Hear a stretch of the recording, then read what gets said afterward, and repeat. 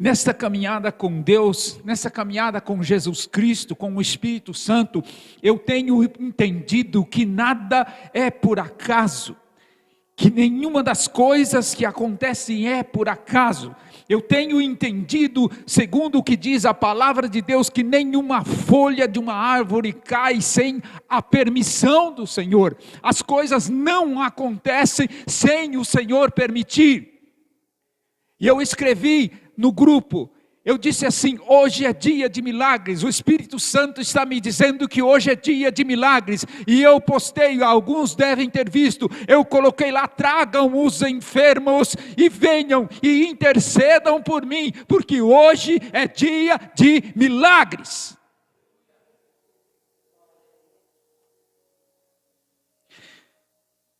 E o texto que o Espírito Santo me trouxe na terça-feira, fica lá em Mateus, no capítulo 9, de 18 a 26. Com reverência à palavra do Senhor, vamos nos colocar de pé e vamos ler esse texto. Deus vai fazer milagres hoje aqui, já está fazendo, eu sinto isso.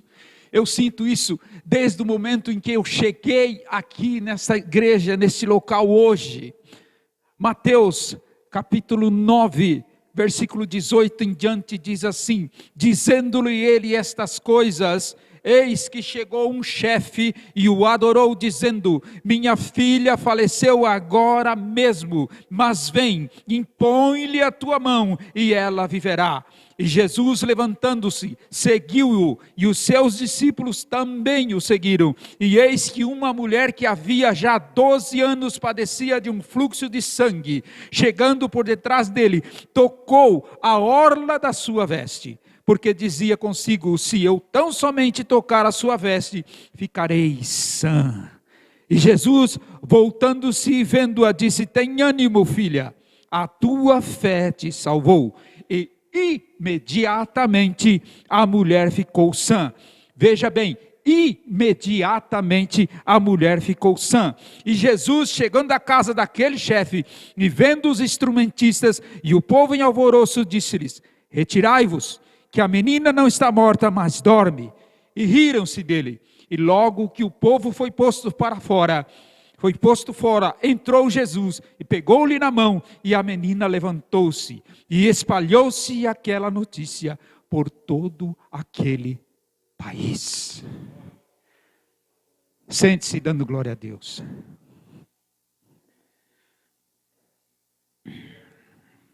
O texto que nós lemos começa falando o seguinte: dizendo-lhe ele essas coisas. Que coisas Jesus falava? Se voltarmos um pouco acima, no versículo 14 até o 17, nós vamos ver de que coisas Jesus falava anteriormente. Questionaram Jesus: por que andam tristes? Por que não jejuam, melhor dizendo, por que não jejuam os seus discípulos como os de João? E então o mestre lhes responde: veja só, podem porventura andar tristes os filhos das bodas, enquanto o esposo está com eles? Podem andar tristes os filhos das bodas, enquanto o noivo está com eles? O que Jesus queria dizer com isto? Era um questionamento sério, porque era costume do povo jejuar. E eu espero que também seja costume do povo hoje em dia, jejuar de vez em quando. Não é? É bom, faz bem para a alma, edifica, nos fortalece. O jejum, juntamente com a oração, é para isso. E para que aconteçam milagres, para que aconteçam as coisas. Uma certa feita, nós fizemos um culto de cura e libertação. Foi o primeiro de uma série que fizemos mais para frente. E depois nós colocamos na nossa igreja em que eu dirigia naquela época, nós colocamos que todo quinto domingo do mês seria um culto de cura e libertação. Então nós colocávamos o povo para jejuar durante 14, 15 dias. Cada um jejuava durante um desses dias, para esse propósito, e os milagres aconteciam. E os milagres têm que continuar acontecendo, porque o Espírito é o mesmo, Jesus é o mesmo. Então, hoje é dia de milagres, domingo que vem é dia de milagres, amanhã tem que ser dia de milagres na sua vida, terça-feira tem que ser dia de milagres na sua vida, os outros dias da semana todos tem que ser, porque Ele é o mesmo e opera tudo em todos. Mas por que as coisas demoram a acontecer? E então Jesus estava respondendo ali e levantando mais um questionamento ainda. Porque quando você jejua, eu queria fazer uma pergunta principalmente às mulheres. Você fica feliz quando você tem que fazer um jejum para emagrecer? Quando nós jejuamos, nós não estamos felizes, porque o nosso corpo pede alimento, e como ele não recebe alimento, isso nos entristece, nós ficamos, uma certa feita eu jejuei durante 21 dias, o penúltimo dia foi terrível, e trabalhando, foi terrível, porque o meu corpo pedia alimento, e a tristeza invadia a minha alma. E aqui Jesus está dizendo, esses dias o noivo está aqui. Esses dias o noivo está aqui, em carne e osso, alma e espírito. São dias de milagres, esses dias são dias de festa, porque o noivo está aqui, não é dia de estar triste. Mais para frente vocês vão jejuar, mas agora não. Os meus discípulos não jejuam por conta disso, porque o noivo está aqui, e é tempo, e é hora de milagres, é hora de alegria. Era isto que Jesus estava tentando colocar no coração daquelas pessoas naquele dia. Não era um dia de estar triste, o noivo estava ali. O Espírito Santo, Deus conosco, Emmanuel estava ali. E aqueles dias eram dias de novidade. Eram dias de pano novo, de veste nova. Eram dias de odres e vinhos novos. Eram dias de festa e alegria. E aqui, Jesus estava, e os seus discípulos estavam em um caminho de milagres.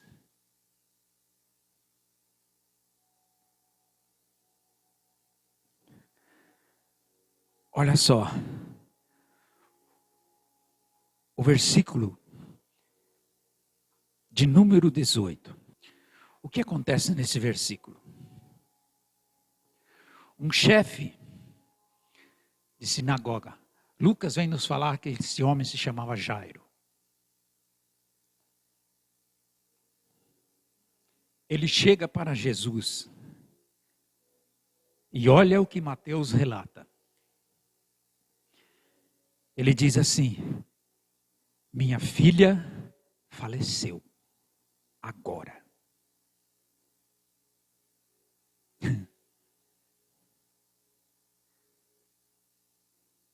A minha filhinha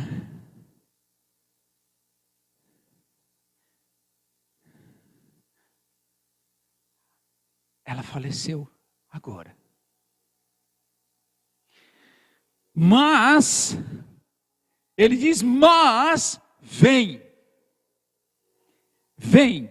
impõe-lhe a tua mão, e ela viverá.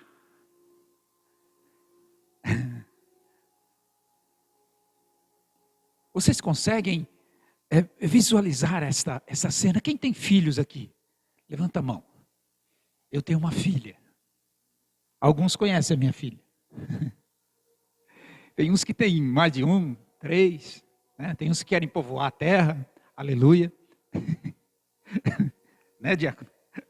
Mas eu só tenho uma. Eu não sei se Jairo só tinha uma. O texto não nos diz, a história não nos conta. Ele tinha uma filha. Mas naquele exato momento em que ele se encontra com Jesus, é exatamente esta palavra que acontece com ele.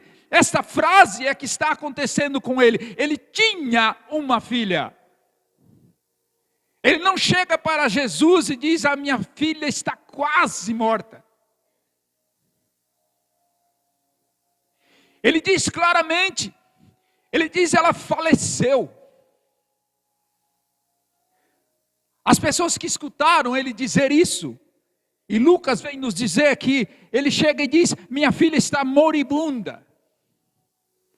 Lucas interpreta que a filha de Jairo estava moribunda, estava em coma.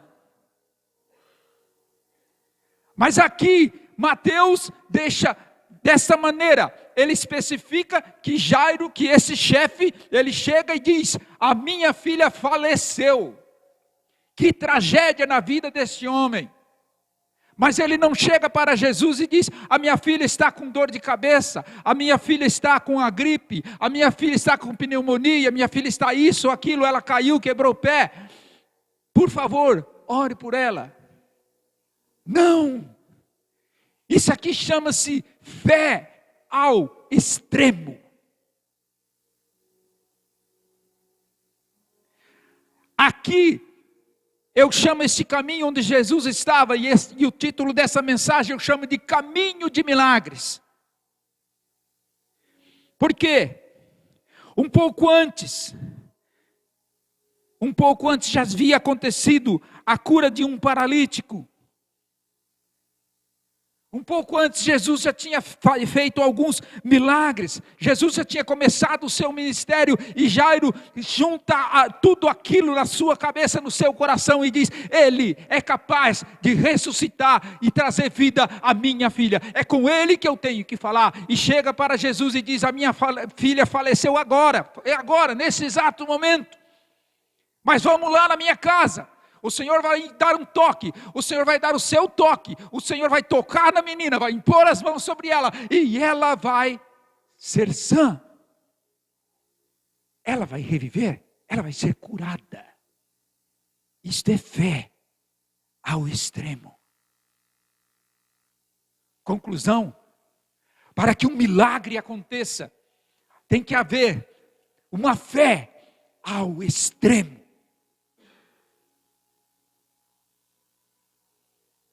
E hoje é dia de milagres nesse lugar. E hoje é dia de exercitar esse músculo espiritual que nós chamamos de fé. É o exercício da fé mais pura e mais sincera que se existe.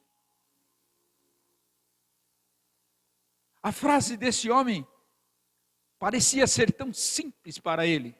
Mas as pessoas que estavam à volta, que escutaram ele dizer isso, acharam ele doidou, ele está louco.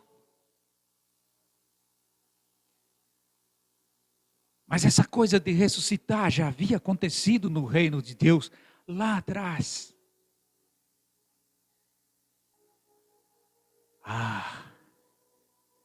Quanto Deus pode fazer quando existe uma fé levada ao extremo? Eu queria perguntar: o que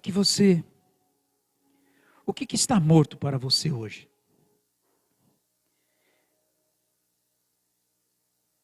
Pense, medite agora, lembre. O que você considera pronto para sepultar neste momento? Coloque essa causa. Talvez um sonho. Talvez alguém que está em estado vegetativo, seu parente. Nesse momento eu tenho uma cunhada nessa situação. Eu coloco ela agora.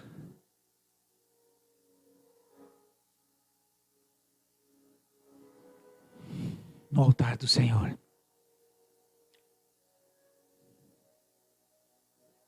O que está morto para você?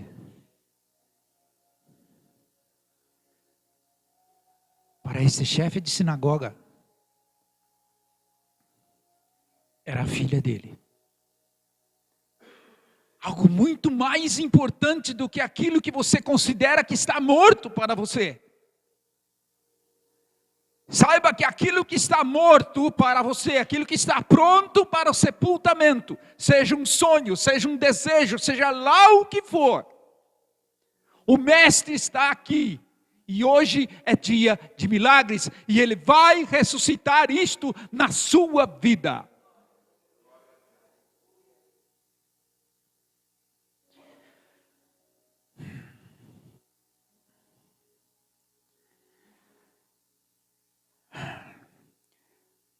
Leiam depois, com mais tempo, Lucas capítulo 8.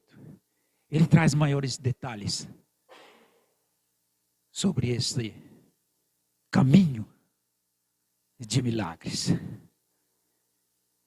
Jairo pede para Jesus impor as mãos e sua filha viverá. Ele pede um toque de Jesus. Mas o caminho de milagres aqui continua.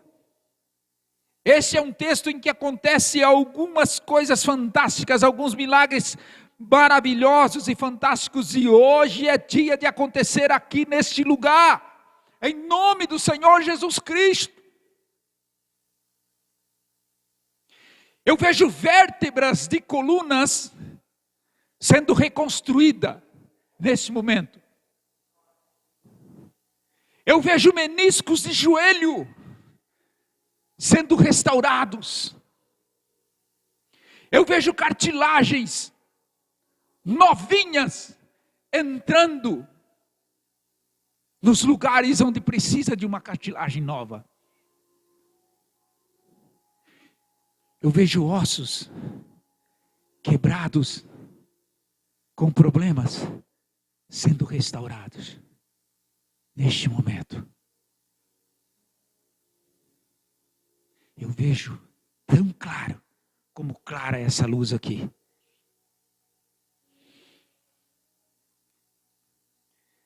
Mas veja que o caminho de milagres continua e aparece uma mulher. Jairo pediu um toque de Jesus, pediu que Jesus fosse e impôsse suas mãos. Esta mulher entendeu algo mais profundo do que isso, algo mais simples do que isto, do que um toque. Ela entendeu que se ela somente tocasse nas vestes de Jesus, ela seria curada, ela seria restaurada do seu mal que sofria há 12 anos. Ela era uma mulher rica, abastada. Eu consigo entender isso, porque o texto lá de Lucas diz que ela havia gastado todos os seus bens, toda a sua fortuna na mão dos médicos. Mas ela entende algo aqui, e ela diz dentro de si, dentro de sua alma, ela diz: se eu tão somente tocar nas vestes de Jesus, eu serei curada. Ela, dentro dela, disse isto. Isto aqui é fé levada ao extremo do extremo.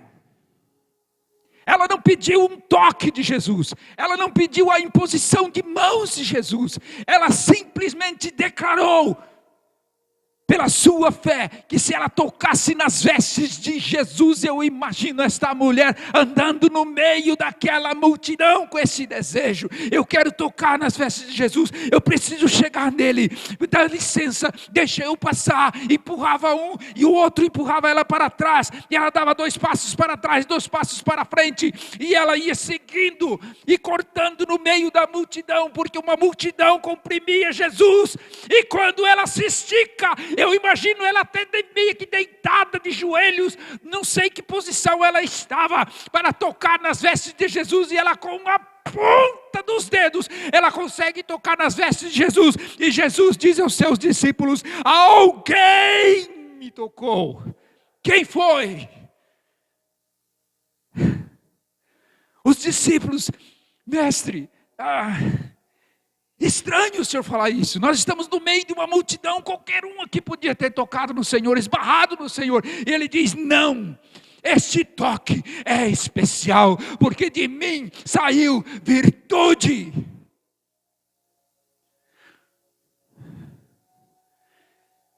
Isso é fé levada ao extremo do extremo. Sabe, o que eu quero, o que o Espírito Santo quer para você e para mim hoje? Que nós tenhamos esta fé, que nós tenhamos este extremo do extremo da fé. Apenas um toque.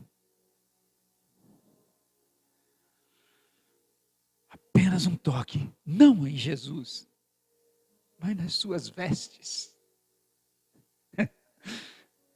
Esse era o desejo dessa mulher. O caminho do milagre continua. E então Jesus chega à casa de Jairo. Veja versículo 23 até o 26. Onde diz assim, vamos ler de novo. Nós estamos caminhando para o final da mensagem. E Jesus chegando à casa daquele chefe, vendo os instrumentistas e o povo em alvoroço, disse-lhes: retirai-vos, que a menina não está morta, mas dorme. E o povo deu glória a Deus. Aleluia. Não. O povo não deu glória a Deus. O povo que estava ali. O texto nos diz que riram dele. E logo que o povo foi posto fora, entrou Jesus, pegou-lhe na mão, e a menina levantou-se. E aí sim, espalhou-se aquela notícia por todo aquele país.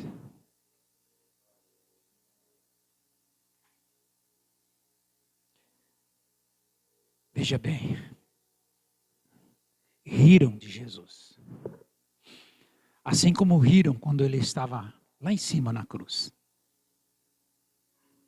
E disseram para ele: se você realmente é o que diz que é, desce da cruz e salva-se a ti mesmo. Quantas vezes riram de Jesus? Quantas vezes riram de você? Por você ser crente em Jesus Cristo. Quantas vezes falaram mal de você? Por você ser crente em Jesus Cristo. Mas já diz o ditado, não é? Ri melhor quem ri por último. E hoje é dia de milagres neste lugar. E hoje é dia de rir, de dar gargalhadas na presença do Senhor. Sair daqui e promover no seu lar um culto de agradecimento ao Senhor. Um culto de ação de graças ao Senhor.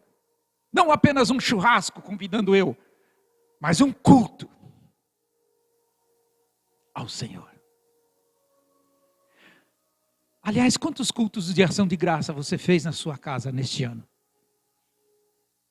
Não levante a mão, não me responda.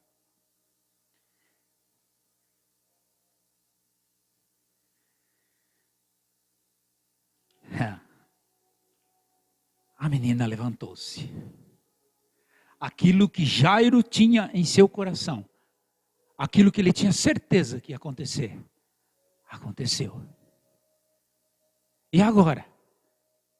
As pessoas que ouviram ele dizer: minha filha morreu, faleceu agora, mas vem, impõe-lhe suas mãos e ela viverá. Cadê aquelas pessoas? Cadê aquelas pessoas, aquele povo que estava ali, ao lado da falecida, ao lado da família. Mas estavam ali ao lado apenas para chorar. Apenas para estar tristes.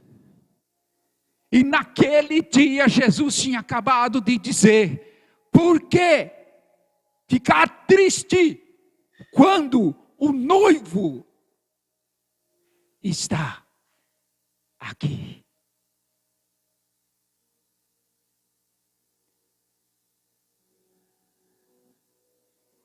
Que triste para aquelas pessoas que estavam ali. Poderia ter sido diferente, não é? Vamos conjecturar, poderia ter sido diferente. Eles poderiam ter dito, assim como Jairo tinha aquela fé, eles poderiam ter a mesma. A fé levada ao extremo. E eles poderiam ter dito glória a Deus, glória ao Pai, ao Filho, ao Espírito Santo, porque o Filho está aqui. E está resolvido o nosso problema. Mas riram-se dele. Que triste. Quantas pessoas estão aí fora, ainda rindo dele. Quantas pessoas naquele mesmo país onde ele fez esse milagre, ainda riem dele. Acham que ele foi um bom homem, acham que ele foi um profeta, acham que ele até amou as pessoas, não é? Mas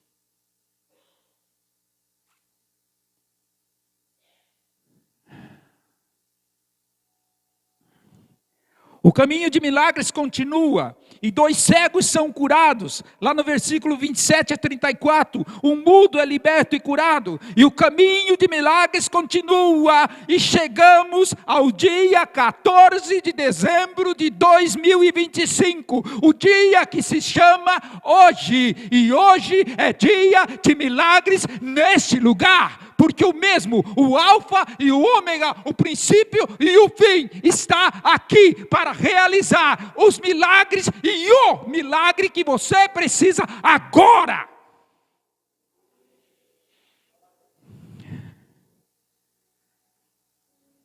Coloque-se de pé, você que tem fé nisto.